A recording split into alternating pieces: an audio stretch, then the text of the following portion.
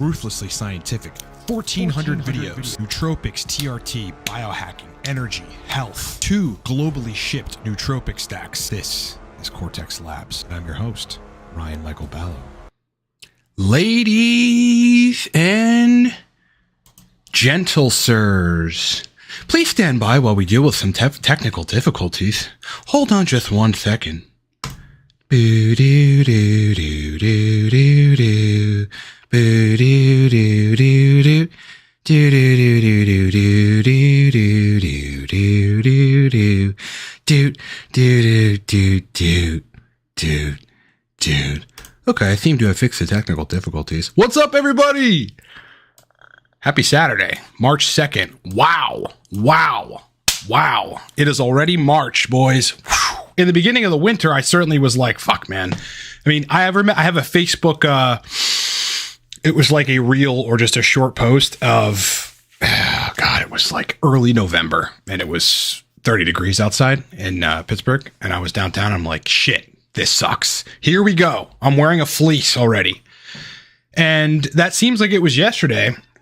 It's already March. We've got another month of crappy weather and then probably some rain in April. And then it's, we're in the clear.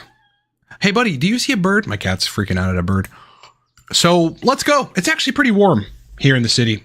And it has been lately. It's just been really weird, boys. Anyway, lots to talk about. I'm sure you guys have some epic questions, so I'm looking forward to getting to them. Those of you that just jumped in, how are you? Hi. How are you? How's life? How's your girlfriends? How's your wives? Huh? How's your bed? You cleaning your linens? I wash my sheets in my bed probably every third day. I talk about it like a TRT protocol. Every third day. Every 3.5 days. And yeah, it's a necessary thing, boys. Went out to a business meeting earlier today for my other company here in Pittsburgh. Had a small piece of maple sage sausage. And I must say, it was pretty good, but the place that I went to was very pretentious. Off the bat, fantastic list is a question. I have IBS. Sorry, I got to make this a little bigger. I apologize for that because I know that condition sucks and is not fun to live with.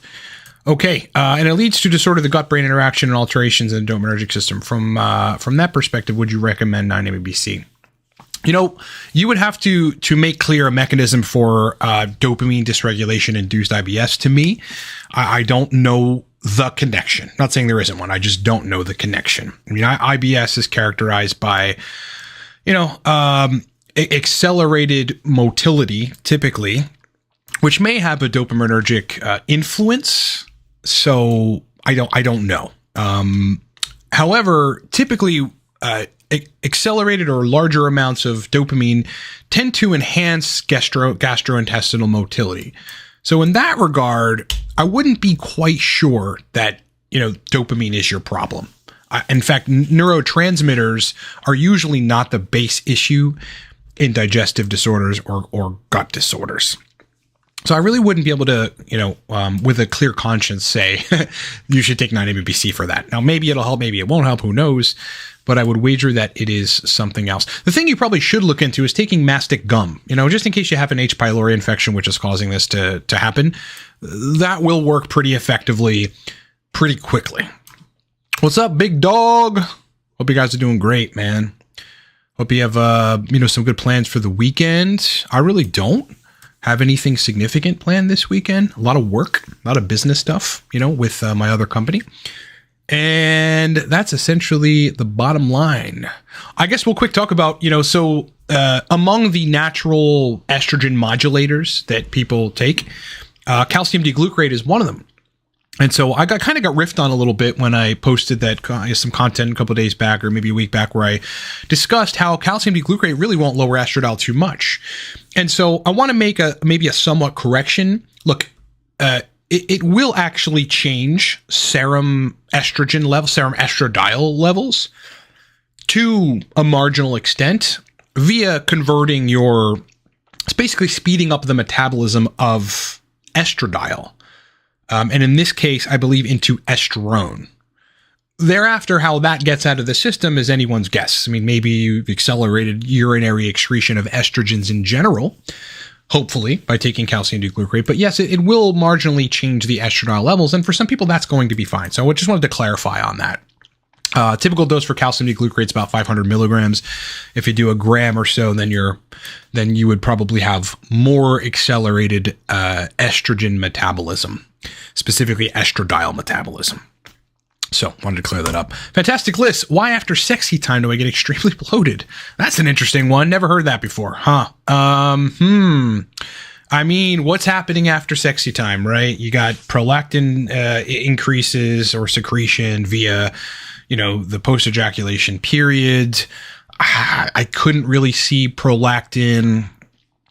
I think prolactin at high levels, meaning excessive prolactin or hyperprolactinemia, does interact with like bile acid or some part of the gastric juice secreting process of digestion.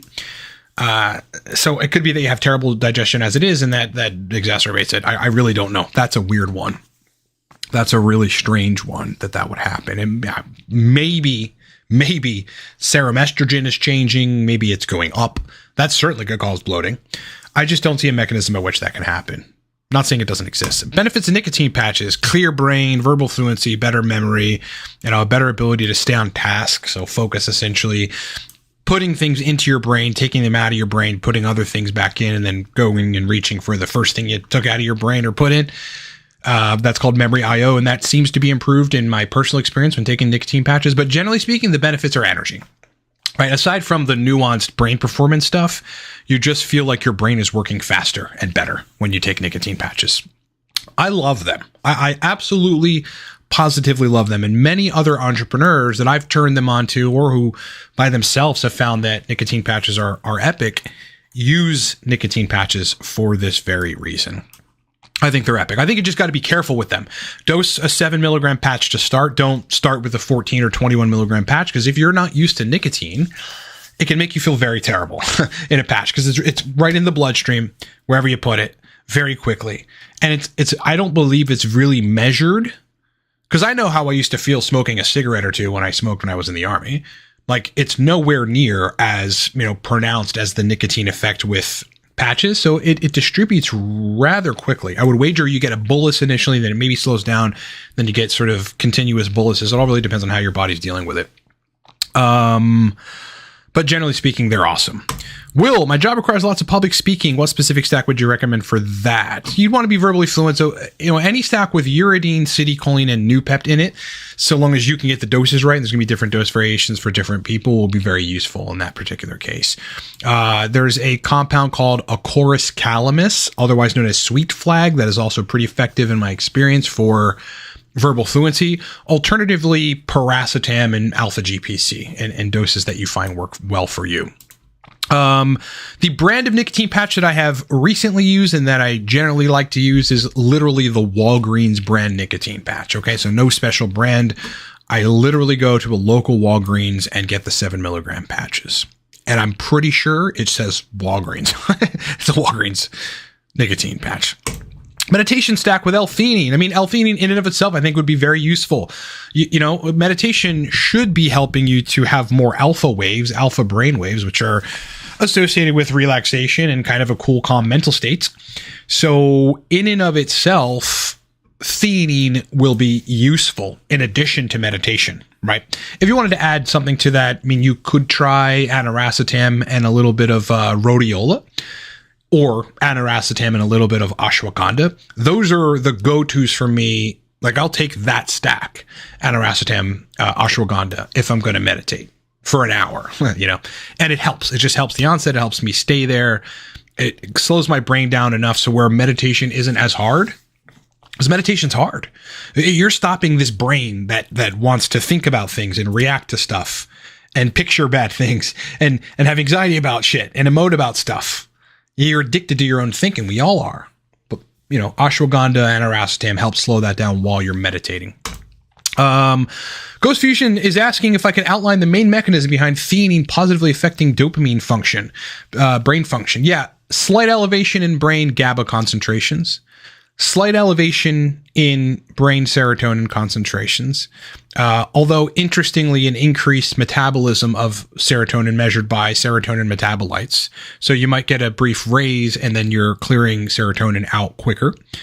And then in addition to that, regional dopamine release. Off the top of my head, I forget the brain regions where you get dopamine release induced by theanine, but there are some. So those are the primary mechanisms. How that interacts with your physiology will also dictate the significance or of positive effects or the severity of negatives. It all really depends. Me personally, I used to be able to get away with when I was a young up and coming entrepreneur in my last company, running it for 9 hours a day and then building what was the beginnings of Cortex Labs in my off time, where I was really, really anxious. I could get away with taking a gram of theanine. These days, anything above 400 milligrams makes me kind of sleepy. But, that 1 to 300 milligram range, call it, I feel really, really good. Not necessarily interested in working, but very, very relaxed. Now, if I wanted to work, I'd stack a stimulant nootropic with it, which would provide typically a good synergy of stimulation and, relaxation. Yeah. Tranquilo, that kind of thing. They pair very well together, stimulants and theanine. Will, best stack for good sleep, but also for a clear amount of energy the next day. This is a good point, because if you got a sleep stack that's overpowering or overbearing, like you're taking excessive melatonin or you're taking a GABAergic, or God, what is that stuff called? There's a pretty heavy GABA. I think it's a GABA A agonist. That's a supplement that you can get that's very effective. I forget what it's called off the top of my head, but that stuff can make you groggy the next day. Frankly, you'd be best doing some deep breathing for 20 to 30 minutes until the breathing becomes automatic. The new breathing pattern that you've established via deep breathing. It may happen in 10 minutes. It's happened to me in 10 minutes. And then taking like 3 grams of glycine. This way, there's nothing heavily agonizing GABA receptors. You're just turning on what is ultimately doubling as an inhibitory neurotransmitter in glycine. It acts as an amino acid as well as an inhibitory neurotransmitter. Danny Bills. What hormone is responsible for confidence? In men, certainly testosterone, I would say. But I think it's not the hormone in and of itself. I think it's a part of it. When you physically feel strong, you're probably more confident. When you've got a good testosterone to estrogen ratio, you're more confident. And you can prove this because if you somehow figured out how to manufacture higher levels of estrogen and you threw your testosterone estrogen ratio off in favor of estrogen, you would not be confident. The same is true for a huge gap between the testosterone and estradiol numbers or the ratio, meaning if testosterone is high but estrogen's too low, you're also not going to feel confident. So it's kind of got to be in a good range. But, again, as we've talked about before, testosterone, whether you're injecting it or you're making it from HCG or you're making it, in the gonads because you've got proper GnRH signaling, influences neurotransmitters, specifically dopamine synthesis, in a way which leads to confidence. So I think it's all of those things. And of any hormone, yeah, testosterone is it. It just, in and of itself, TRT will make you, a lot more of a confident male, as you should be as a male. It just makes you feel like a male. You just behave like a male, which is what you're supposed to be like. If you've ever had hormonal imbalances in the other direction where the test estrogen ratio was heavily skewed in favor of estrogen, you probably noticed that you weren't exactly behaving like a confident male, right? I've been there before where my hormones were fucked up and I'm like, why am I even acting like this? So hormones control everything.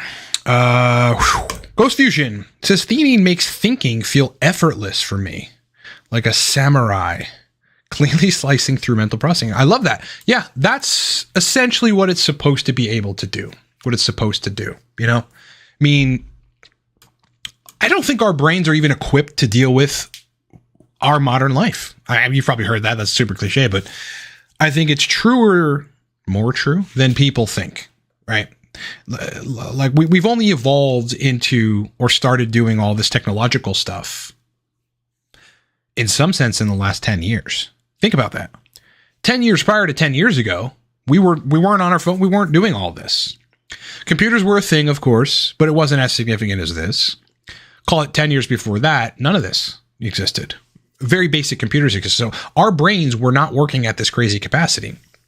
So because of this life, this fast-paced life and all this technology and all this shit that I'm telling you guys, we're in a mode as a species of massive evolution. If you don't think about it, you don't notice it. But it's cool to think about it because we are. I remember the 80s. It was nothing like this. Nothing like this. We were slower as a species in every regard. Every regard. We were less smart too. We're evolving. Anyway, there's a lot of shit going on, and theanine can help slice through that. That's a good part of what it does. Mohammed, do you take vitamin D3 supplements? Yes, I'm running 4,000 IU a day right now. Yeah, because D3 was not in a favorable range the last time I checked. And that's probably because I had stopped taking D3 supplements and it's winter. So yeah, I'm back to 4,000 IU a day. And I believe there might even be another 1,000 IU in a multivitamin that I'm taking. So 5K IU. Off the top of my head, I'm sure Jarrow makes a D3. That's probably very effective and very good. Mary White says, hey, Torque worked awesome. Do you think BPC 157 would help plantar fasciitis from long distance running? If not, any suggestions? Let me see what exactly is happening in that condition. Inflammation of the plantar fascia, the tissue in the foot used during walking and foot movement. So it's an inflammatory response in the plantar fascia tissue. Potentially it would help, Mary. You could try the nasal spray because that stuff does go systemic and it'll just kind of end up repairing or attempting to repair whatever it can. The nasal spray of BPC 157. Otherwise, I think if it was me personally, I would subcutaneously inject it. So in fat tissue, somewhat near the location of the injury. Now, the foot is a weird place. I wouldn't be injecting anything in your foot. You probably want to inject it in the fat tissue, like around your ankle, if you can find some, just subcutaneously. That's personally what I would do in that case. That's an interesting question. That stuff is very effective for healing injuries. I tell like my one friend at the gym, she's got, pain here. She's just, her whole right arm is just in pain. And this is a weightlifting woman. I keep telling her, get BPC 157. It will, if anything, it will dramatically improve recovery or make you feel much better while you're working out, which leads to it dramatically improving recovery. GABA A. C-Lank, I think. Yes, C-Lank will modulate GABA A receptors in a positive way. Somewhat of an upregulatory way. Fantastic List says, I had appendicitis surgery, then I got IBS and gastritis, and everything keeps worsening now. I suspect that I have SIBO, but most of my symptoms are very low in the days that I am most chilled. No H. pylori. How do you know you don't have H. pylori? 56% false negative rate on the testing for H. pylori. It's not stable. It's not, what's the word I'm looking for? It's just not a very accurate test. But yeah, I mean, your appendicitis surgery could have done this to you. Those are the kind of weird things about opening your body up that it's like, I doubt that your surgeons would admit to, or even know a mechanism for, but we just don't know. Don't know. Thoughts on safety of kava? I forget the mechanism, but I'm pretty sure I know I wouldn't take it. I forget exactly what's happening, but I had determined a long time ago that I would not take kava. Yeah. Yes, I know kratom is not kava. Will, what to do if low dose Cialis isn't working? Now, this is a good question, boys. Taking between 2.5 and 5 milligrams daily, what would you recommend? Look, erection quality is much more than, blood flow being trapped. I mean, at its essence, it is that. But so many other things influence that. Predominantly hormones, right? And not just testosterone, but also estrogen and thyroid hormones, specifically through nitric oxide. So, if I were you, I would... I don't know if you're on TRT or not, but if you're not, I'd run test labs. I'd get your test up to 800 at least nanograms per deciliter. I would do everything I could to keep the estrogen between 20 and 35 picograms per milliliter. And at the same time, I would optimize thyroid hormone so that free T3 is in a reasonable range, pretty close to the top end of the reference range is where you really want to be with free T3, because that in and of itself fosters proper nitric oxide signaling, which fosters erections. And if you have lower thyroid hormones, your nitric oxide is not going to work relative to erections. That's just true. In addition to that, though, it's like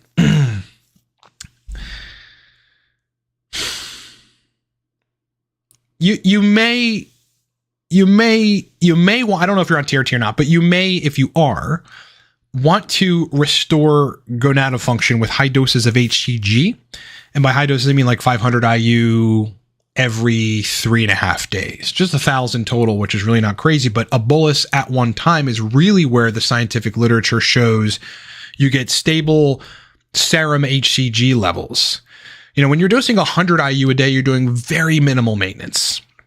Very minimal maintenance. And that's I've done that too. Just very minimal maintenance. I didn't need to dose anymore. But there have been points in my TRT protocol where that wasn't enough HCG at one time.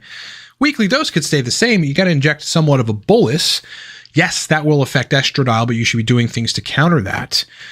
Generally speaking, though, the point I'm trying to make is, as I posted in the Leo video, look, there is no such thing as hormone replacement as far as gonadal function and steroidogenesis goes. TRT shuts it down, period. So, taking HCG specifically or inducing spermatogenesis with RFSH or taking HMG, NHCG, Clomid as well, but people tend to have very many side effects on Clomid. That's the way that you can restore that system, at least from the testicles point of view. And you'll be surprised, like erections, libido coming back in that state. As I said, I won't go without HCG. It's not that my erections and libido are piss poor without it, but they're much better with it. They're much better because the system needs to be functional, Climax ability, way better. Climax sensation, way better. It's like normal when I'm running HCG. So think of all of those things and execute appropriately. Last step, or at least in the meantime, because you can get this resolved by doing all those things. In the meantime, you ought to look at Trimix, right? Communicate with a company called Olympia Pharmaceuticals. They will do a quick consult with you and approve you, likely, and they will ship you injectable vasodilators with an auto injector. Okay. Where literally you measure out on an insulin syringe the amount of Trimix solution, these injectable vasodilators that you need. You put it in, this auto injector. You line it up on the left side. It's like the 11 o'clock or the 2 o'clock, the cavernosal tissue on the male penis, and you press a button and it just quickly goes in. You don't even feel it. And that's it. I have used it before for experimental purposes. And the first time I dosed it at a mere, I think it was like 12 units. People usually go up to 25, 30 units. I had a 3.5 hour erection, so the stuff is extremely powerful. It's a fail safe. It's not like Cialis or Tadalafil or any of these things. It will give you an erection. So look into Trimix. Run until you puke. Love it. By what mechanism does Tongkat Ali raise testosterone? Is it worth using for raising testosterone? As a natural, potentially. The mechanism, I forget. It's not very effective, though. I can tell you that. You'd be better off stacking Tongkat with Fedosia agrestis as a natural and ensuring you have B vitamins, all the scope of other minerals. Take a multi-mineral complex, as well as like vitamin D is in a not in like a reasonable area of the reference range, like not too low but still in range, and not super high, but keep it at 50 or so. 50 to 80 is really a good range for vitamin D. Maybe add some fenugreek and some pine pollen, liquid pine pollen. That'd give you more of the whole picture than just Tongkat. Try not to think of raising testosterone as a natural, like taking one compound and that's going to help. The only singular compound that raises testosterone, like, markedly or significantly, is testosterone injections. That's really it. Otherwise, you're looking at a combo of things. Ghost Fusion, we're running sci-fi cultural software on Hunter Gatherer again. Right, exactly. Easy to overload the system when there's too much to process with no time to adapt. We're seeing it. We are in the adaptation period right now. We're in it of the evolution of humankind. Like, in our reaction to technology. It's just changing our brains. Like I said, just 10 years ago, when did I get out of the Army, right? I got out of the Army in late 2008. So, it'll almost be 20 years in 2028. So it's been 16 years or 15 years or something since I've been out of the Army. My life then, the Army was very sporadic, right? But before that, and even after that, nowhere near what it is now in terms of what my brain calculates over the course of a day, relative to emails, texts, a Twitter message, YouTube, comments, YouTube disabling our comments. Such a pain in the ass. So, our brains are really just adapting right now. Madeline, any recommendations for long COVID? Yeah, fix your bifidobacteria species in your gut. You could do that a number of different ways. I think my opinion is the most effective way to do that is to drink either breast milk, if you can, actual mother's breast milk, or Similac 360 Total Care, which is a product that has the HMOs in it, which you would need to build bifido. The reason I say this is because when you're born, the catalyst for the building of your intestinal microbiome is your mother's breast milk, and specifically it's the human milk oligosaccharides that are in it. And first you build bifidobacteria, and then they go and catalyze the production of the rest of your gut species. So that's one thing I would suggest. Secondarily, no caffeine, no booze, no cigarettes, no pot, because, long COVID is characterized by all kinds of things, not the least of which is like postural, orthostatic, hypotension, where your blood pressure changes, you stand up and you get lightheaded. It's all these fucked up things. And an inability to deal with histamine in a way which a normal body would, as well as activation of mast cells. So you have a lot of things going on. Anti-inflammatory diet, and those suggestions will be your best bet. Get an H1 or H2 or both and just try them. Receptor antagonists like Claritin or famotidine, because those will help as well. Kai Slate says, do you think the rate technology has progressed, specifically around social media, has been a net positive or negative on the world? It is an odd ability for the human race and the brain to obtain so fast. Generally speaking, I think it's at a net positive. Yeah, I do. Because, accessibility wise, there's a lot we can do. There's a lot we can do. Like 30 years ago, even 20 years ago, you couldn't build an entire business. Well, let's just take Cortex Labs, for an example. Technology and all this stuff is how I built this company, right? Now, obviously, we have a product manufacturing facility that manufactures Torque and Cortex, so it's a physical place. But in order for any of this to even be possible, for me to have been able to fund it, I took money from my last company, but ongoingly, it's all technology, right? It's YouTube videos. It's content that I've posted elsewhere. It's podcasts I've done with people. It's blog posts I've posted out there on the web. In the beginning, when we were really trying to get customers, when we really didn't have a following anywhere, it was Google ads. All this stuff is because of that. So in a lot of ways, but information too. There's so much information. Think about all I know. Think about all you know.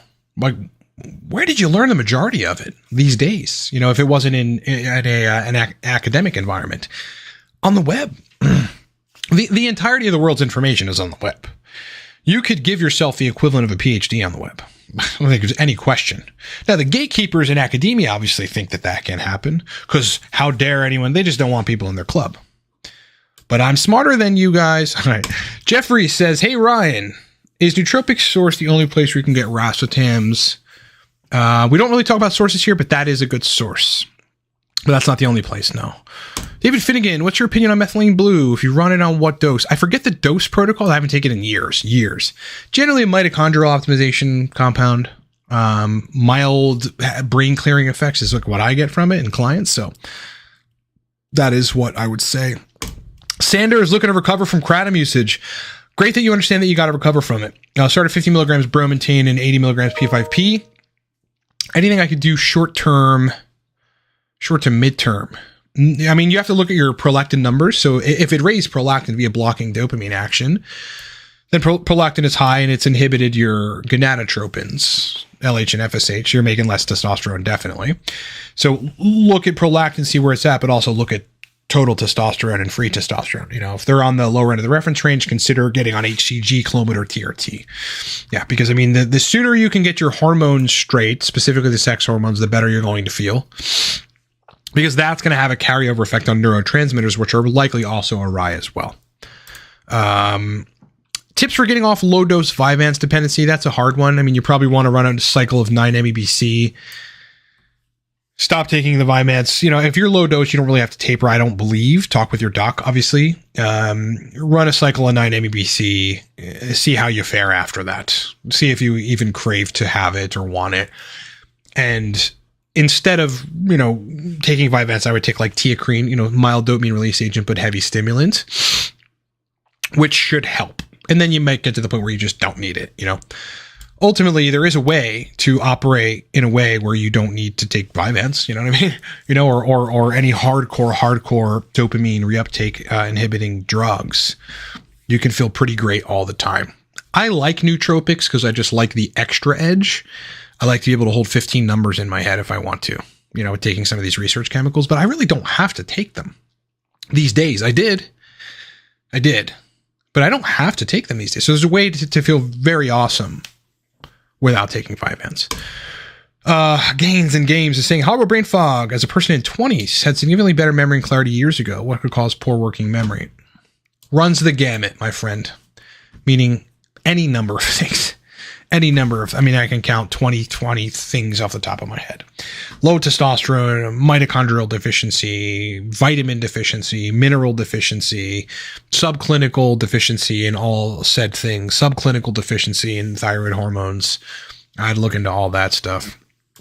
Probably a hormonal problem though.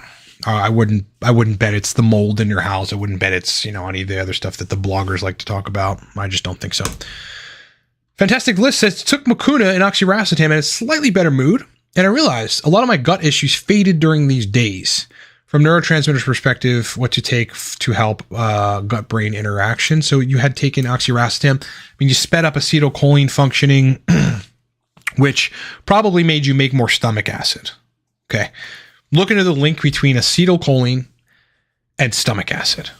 That is probably your answer. Again, dopamine has an interplay with intestinal motility. I just don't. I don't think it's that significant. That's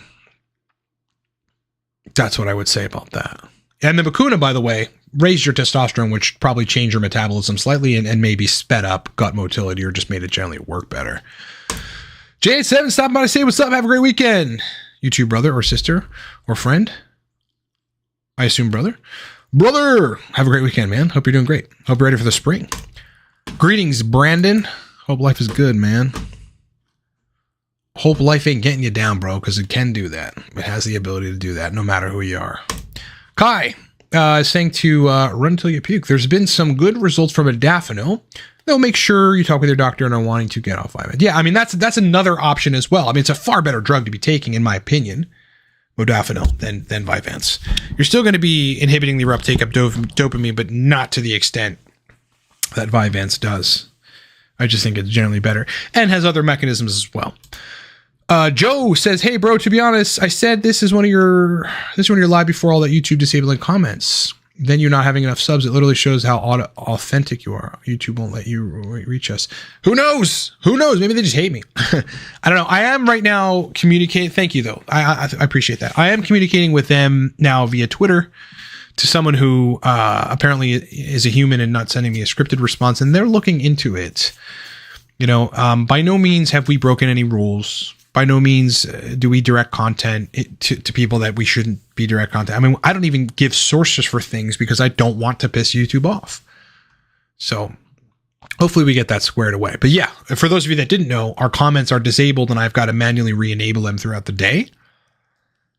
And I can't figure out why. And I'm not personally disabling them. I would never do that. Brandon says, nicotine is cholinergic. Would taking huperzine A with a nicotine patch be of any benefit? I think you would probably overtax the cholinergic system there because huperzine A, invokes somewhat of an uncontrollable. I mean, it's dose dependent, but somewhat of an uncontrollable excess of acetylcholine, which can be very useful for people in a deficiency, older people, etc. It's why it's used as an Alzheimer's drug, but and also useful for younger people. However, I think you'd have competitive agonism happening because nicotine is one of the most powerful agonists, meaning like a ligand or a chemical's ability to bind to a receptor and activate the receptor's action. Nicotine is one of the most powerful agonists of the cholinergic receptors, more powerful than acetylcholine itself. So I don't, either it would be redundant or maybe you'd get some powerful effects, or maybe it would cancel itself out and it just wouldn't be useful. Me personally, I wouldn't take that combo. I'd take one or the other. Will, thank you for all you do, bro. Seriously, your videos and your Cortex and Torque stacks have legit changed my life. I love that. Don't ever stop doing what you're doing. You gave me the most helpful advice on YouTube. Anything I can do, bro. Anything I can do, honestly. To me, it's like, look, I'll be honest with you guys. I'm an entrepreneur and this is a business, but that doesn't mean that I don't get great joy out of fucking helping men, especially giving men advice that pulls them out of a slump in life. Because I've been in slumps too, man. So I appreciate that.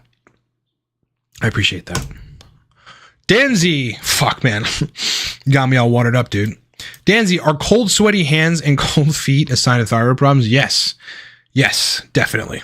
Yeah, I mean, that's the number one indication that you have a sluggish thyroid, or that you're subclinical hypothyroid, or that, your thyroid needs to be worked on. For sure. That happened to me. I mean, I was like 2.7 on a scale of I think it's 2.4 to 4 something, free T3. So I was on the low end of the reference range of free T3. And I was cold all the time. I was the guy that was just cold. Like, sure, it was cold outside, but I was colder. Like, just bothered cold. Cold where it's like, you're like, okay, this is ridiculous. You have to wear extra socks or whatever. That was me when my thyroid hormones were not in an optimal range. I have blood work to prove this. Started taking selenium. It literally had gone to from 2.7 to 3.6. That's close to the high end of the reference range just from selenium. Okay. Underrated concept. I did a piece about it, and I've done some content in the past, like years ago, about it when I first learned this. Underrated compound. So yes, not cold, sweaty hands necessarily, but cold feet, cold extremities. Hey, you do a video on PFS post-finasteride drive recovery. I am working on putting something together for that. That condition seems to be, I don't want to say caused by different things, but somewhat different for different people, because once you get hormones in range, those ranges and how, what levels of testosterone versus estradiol and whether or not you need to have gonadotropin replacement is going to be different for different people. I can tell you this though, the primary problem, in my opinion, is not a genetic issue. It is a propensity to over aromatize. Because it's actually in the scientific literature, but if you just don't read the scientific literature and think about, if you're inhibiting 5-alpha reduction of testosterone to DHT, well, where is that testosterone going to get converted? Where's it going to go? It's not just going to stay in the serum. It's going to turn to estradiol. That's in the academic papers. Joe Isaac, what do you think about Tutka? I don't remember. I had done some research about it. I think it's optimizing one of the phases of liver detoxification, if I'm not mistaken. Maybe I'm getting that wrong, but I don't know a whole lot about it at this point. It's just not something I've ever had to take or look into. Fantastic list. As much as I hate low carb, me too. Me too. And a gal that I'm dating, she's in Miami. This girl, she's in Miami right now, right? And for the last 2 weeks, she's been like, I'm not eating carbs. But we'll go out to dinner and she'll want to eat carbs because you need carbs, man. She's hot as hell. She doesn't need to not eat carbs. But is it wise to go low carb for 2 weeks while fasting to help SIBO and no, I don't think so. No, I mean, there are theories that SIBO can be induced by the fact that you don't eat enough carbohydrates, because some of the bacteria that require carbohydrates, which are a good bit of your gram-positive species, end up, this is going to sound hardly scientific, but, swimming up to the small intestine in hopes to consume carbohydrates. And they end up staying there, consuming those carbohydrates in said small intestine, and they ferment, and that causes methane and hydrogen gas to be expelled, which causes SIBO symptoms. So I don't think low carb is good for it. However, because, they're eating carbohydrates and producing methane and hydrogen, in the case of specifically actually diagnosed SIBO, not having carbs in the mix will temporarily relieve symptoms, but you're making the problem worse.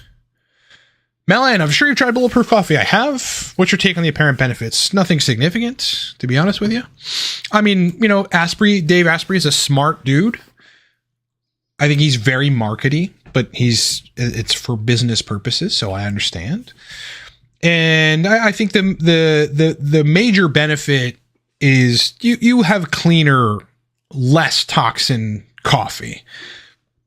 On coffee, like the plants where they're grown, or coffee cherries, Dave had actually recognized and proved that there were like these insects that bite the coffee cherry or the coffee bean, like wherever it's growing from some plants, and like essentially translate or transfer mold, like a toxin, these things called mycotoxins, to the beans, which end up not being, eliminated through the processing process, and they end up in your coffee, and you get mild brain fog from it. So Dave is right about that.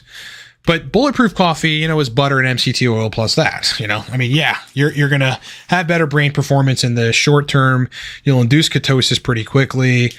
Your mitochondria will work a little better. You'll make a little more catecholamines. It will suppress your appetite, but you can do all of those things without like forcing your body to try to get used to using fat as a fuel source, which is not good.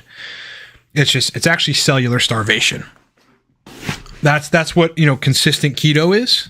It's cellular starvation, which is why everybody has to do carb refeeds in order to feel good and for everything to function well. Vincent is saying, hey, I'm a radiation therapy student. Aside from classwork, I'm also responsible for doing 30 hours at a cancer center, admitting treatments. What can I take for fatigue and to study? Hard one. I mean, if I were you personally, I'd be running modafinil. I don't know how old you are, Vincent, but I would also look at your testosterone. If it's below 500, get it to 700 or 800, definitely. Maybe consider taking some HCG, or, if you're old enough, get on TRT if it's low. I mean, TEST being low will kill your energy. Period. But otherwise look into modafinil. That'd be pretty useful. Almost definitely. JJ with a $20 super chat. Thank you, brother. Hey, Ryan. I did a dopamine test with cabergoline per your dopamine course and got nothing. I got my blood work done and 273 total T, 75 free T. Just started 160 milligrams a week TRT. Great. Curious when to reasonably expect some dopamine improvements. That should be within the first 3 weeks. I don't know. You say you just started, so I mean, does that mean like this week? Yeah, it might take some time. Typically, if you're injecting once a week, which I assume you probably are, as long as you don't have any negatives from that and sexual function's good, stay with it. Don't let anyone tell you inject every day or something. It's just different for different people. Don't fall into any of the cultish stuff. Not that it doesn't work, because it can or whatever. But week 2, week 3. Yeah, I mean, your brain probably needs time specifically to upregulate tyrosine hydroxylase conversion, right? That's converting your dopamine, your precursor into usable dopamine. And testosterone will upregulate that conversion process by upregulating tyrosine hydroxylase content. So you'll be converting more of your L-dopa into usable dopamine via having testosterone in the picture. Just manage estrogen, right? Just, watch it, see where it goes. Don't let it get above 40, 45 max is really what I would suggest. Ideally, I think people should sit at like 30. That's the sweet spot. If you want to sweet spot for estrogen on TRT, on TRT doses, not, cycle doses, then keep estrogen at 30. And that should really help on the dopamine side. Now, that's assuming dopamine is the issue. If you took cabergoline, which is a dopamine D2 receptor agonist, and you got no alleviation from whatever symptoms you're having, dopamine's probably not your issue. It's just probably not your issue. It's very possible that that's not your problem. So many things, including a fucking iron deficiency, right? Or extremely low ferritin. You can't even transport iron correctly. will make you feel less motivated, tired, fatigued, not interested in life, and somewhat anhedonic. All the things that basically mimic a dopamine deficiency. Testosterone in and of itself being deficient can mimic a dopamine deficiency. Having an ongoing otherwise hormonal deficiency, like thyroid hormones being low or you being subclinical, will cause you to feel like you have a dopamine deficiency. Not getting enough glucose because, people going on fad diets and thinking that they can do that and that the body was built for that could eventually and will eventually debilitate you cognitively, and you will have no motivation for anything. So there's a lot of things that cause that. So it may not be dopamine because cabergoline is so effective at binding to and activating dopamine receptor activity that if you're having symptoms and cabergoline did nothing for you, I would not think it's dopamine. I would not think it's dopamine, And I know people are stubborn because I'm the same way. I'll be stuck on something for months because I think it's one. I know it has to be this. What if I'm wrong? It wasn't that. So be able to switch out of that because then, you'll be able to actually target what is happening, because if it isn't dopamine, it's something else. And you've got to get to the bottom of that. I'm trying to think if there's anything else. Yeah. 160 is a great dose. See where you fare, see where you end up. After 6 weeks or so, get total test, free test, estrogen. Keep it in that range that I suggested. Don't necessarily take an AI. There are plenty of other options that you can execute, not the least of which is lowering your dose or optimizing thyroid hormones. Selenium itself is a mild AI. It actually is. There's nothing better. And again, things like calcium D-glucarate, which will foster better quicker estrogen metabolism to get that estradiol out quicker. Thanks for the super chat, bro. Dieter Lesh, hey, question, Mr. Ballo. I'm doing pretty good. I hope you're well too. What is the absolute most extreme, intense, motivated, wired feeling stack without P5P, bromotin, and IBC, which isn't available in my continent? That's a hard one. I mean, if you were to put together Macunapurines at 500 milligrams, teocrine at 200 milligrams, dynamine at 100, theobromine at 50, uridine at 150, and citicoline at 75, you'd have your stack. You would have your stack. Dieter, are you going to book a consultation package with me? Why don't you email me and kind of tell me what your timeline is? Because I am booked. Well, I'm not fully booked, but this is busy season for me. So if you're going to get in, we got to talk about that, man. Ryan at lifecortex.com. Ahmed, hope you're doing good, bro. Never tried agmatine sulfate. I don't even remember what it does. Wish I could help you. Hope you're great, brother. I mean, I think isn't it doing something to either serotonin or opioid receptors? I don't remember. JJ, bulletproof coffee is just an efficient way to keep yourself full with MCT and butter. Easy to eat, 750 calories. Absolutely. Absolutely. I mean, that's a good part of the appetite suppression, with it. Dave used to say, oh, you don't want to eat. Well, yeah. I mean, after 600 calories, you're not going to want to eat. And fat, which sates you're not going to want to eat. No results from cabergoline. Yeah. Then if you had no results from cabergoline, yeah, right. Yeah, I know what you meant. Yeah. If you had nothing, then it's not dopamine. Fantastic list. Being in my 20s and being in my 22, I face life challenges. Yeah, I face life challenges, but with IBS and gastritis, anything makes me anxious fast. Maybe because of the IBS and stack to help me face these anxious IBS ruins my whole day. Yeah, I'm sure it would. I mean, if you're anxious, you ought to, so many things. Again, testosterone, get it higher. It will reduce your anxiety via modulating neurotransmitters and giving you confidence as a male. The estradiol raising a little bit may even actually end up benefiting you. Estrogen is not entirely terrible for men. Just got to be in the right range. Look into things like Picamilin, high-dose theanine, maybe some high-dose magnesium, because that does work on GABA receptors, and see how you fare. That is directed towards Zarfed. So Zarfed, take heed, brother. Guys, Cortex is still buy one, get one free. All right. I don't know when we're going to end that, but I mean, the sales are great with it so far, so I'm not touching it. And people love this stack. I mean, there's no better stimulant stack that's very instant other than Cortex, besides Torque, but Torque is a little different. Cortex hits quicker, doesn't last as long. But if you need energy for 4 hours and you need it quickly, like you're just in a pinch, or you want to see what that feels like, buy the Cortex stack, guys. All right, it's buy one, get one free. The code for that is cortexbogo. That's also in the description. Links and codes are in the description and at livecortex.com. Okay, JJ, literally this week, just wondering, I'm doing 3x. Yeah, so you started TRT this week, 3x a week with 500 IU HCG, 3x a week. I think that's good. That's a good enough amount of HCG to actually produce serum concentrations of HCG, which, marginally raise testosterone, marginally raise estradiol, but ultimately keep steroidogenesis and testicles functioning, which is very critical for the sexual system on TRT. I really don't understand how guys that are just on T have perfect sexual function. They're either lying about it, or they're taking a lot of soy lecithin, and that's having some internal steroidogenesis optimization, or something's going on there. Oh man. All right. Let's see if I'm missing anything here. Mike Bando, is it possible to microdose test, meanwhile keeping some of your natural tests? The only way to do this would be to take testosterone propionate. Okay? Testosterone propionate is shown in the scientific literature that it will suppress LH and FSH less.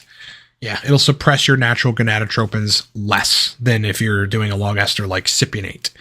So, yeah, you could probably get away with, I think it's still going to be suppressive, but you could probably get away with keeping some of your inherent gonadotropin levels, luteinizing and follicle stimulating hormones, while, dosing a little bit of testosterone propionate. Yeah, I have a theory about that. When I tried prop, my libido was very crazy and I wasn't on HCG. And HCG is the only thing in conjunction with TAS, or on an HRT protocol, that peaks my libido and erection quality. It's not as good on just TRT. So HCG has to be in the mix. But with just prop, it was great. Indicating, I didn't measure LH and FSH. I wish I fucking did. Indicating that, it wasn't as suppressive. Also, guys will lower their dose, or they'll take a week off and report, I'm the horniest I've ever been and everything worked really great. How do you explain that? A lot of people think that's a reduction in estrogen. Not really. You can do that with an AI. You can do that with a lot of things. It could be the case that without the test, even though there's still some ester in their system, some degree of the inherent gonadotropin started firing again. Something to think about. JJ, getting treated for Hashimoto's. Endocrinology is wildly frustrating. Yeah, that's a weird disease to have. I feel bad for you. I recently tested just for the hell of it, because as a maintenance thing, the thyroid, the thyroglobulin antibodies, as well as a couple other antibodies, and they were -1 or less than 1, which is where they're supposed to be. So I'm sorry that you have that. But getting it treated will change your life. If it's making you feel crappy, getting it treated will change your life. Will theanine work well with modafinil? Definitely. I think they complement each other. Cerebral lysin, I've tried for anhedonia and dopamine, is the best thing I've tried for anhedonia and dopamine. Interesting. Yeah. That's just, you're just giving yourself repair factors, neurological repair factors. Very, very powerful stuff. Pavan says, Big Brother, hi. What's up, man? Cordyceps militaris versus bromantine for the uptake of tyrosine hydroxylase. What's your view? Bromantane is probably better. Yeah. I believe that cordyceps is really only agonizing one of the dopamine receptors. I think it's D2. Mildly, nothing like pramipexole or something, or cabergoline, but very mildly. And bromantane is very clearly and very powerfully upregulating tyrosine hydroxylase. So conversion enzymes for you to convert precursor into usable brain dopamine. Can't really talk about brands. Where I get it, they're just different brands. Mode Alert, Mode Vigil, there's just different ones. Vincent, thank you. Epsilon, no. Twerk for Work says he took royal honey and it raised estrogen. Really? I thought that was a dopamine compound. But that's an interesting N=1. Mike Brando's using 25 milligrams a week. Test E? I don't know. Oh, and HCG? Well, that's a very, very low dose, man.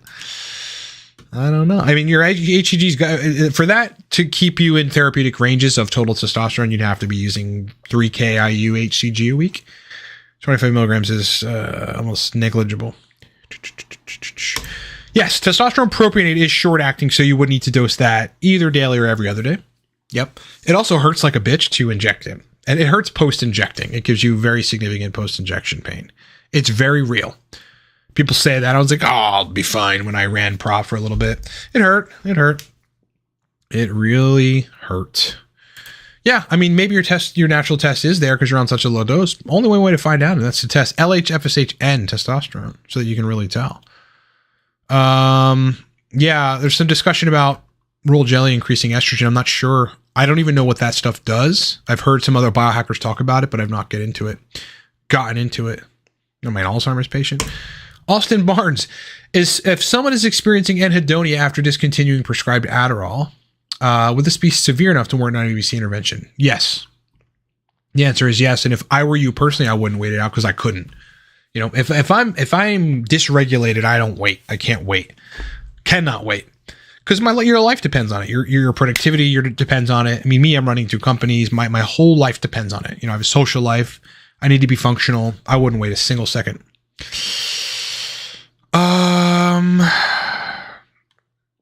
You know, so I'm not sure that soy lecithin affects teratogenesis, but it's kind of in the grapevine or across the web that it keeps load size very effective. I have taken the stuff before, and it did seem to increase. So maybe it's working on spermatogenesis. It did seem to increase like ejaculate volume. So there's something to it. Mechanistically beats me. I haven't looked into it enough.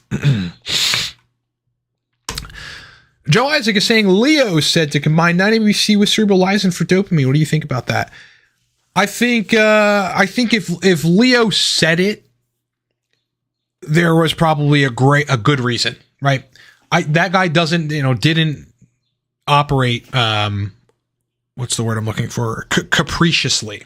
Like, he didn't say things that were arbitrary. You know, he was operating from something that he had researched, definitively determined, and went from there. So my personal take on the matter, you know, thinking about what that would do, like, you'd be just upregulating as much, you know, brain stuff as possible. I don't see a huge problem with it. You know, potential for side effects would probably be slightly higher than either one of those individually. Yeah. But I mean, if Leo said it, there's some credence to it. He didn't just say things, for sure, which is what I loved about his content and other people like Vigorous Steve, and even Derek from NPMD. Like, when they say stuff, they're referencing a paper in their brains at the moment. They're referencing something they read, you know, in an academic paper. So that's that. All right, boys, I'm going to end the stream. Epic questions. I appreciate you guys being here on Saturday. I hope you're ready for the spring. I hope you guys are pumped for that and not a Scrooge. Because I've been in Scroogey phases where when it's sunny, I'm like, I don't want it to be. I'd rather it just be rainy and gloomy. I hope you're looking forward to the spring. I hope you're in a happy place in your life where you're looking forward to the spring, because I'm certainly, you know, just looking forward to being able to go outside and do stuff, you know, and not have it be shitty or cold and whatever. It's just, Brandon, I hope you have a great weekend as well, man.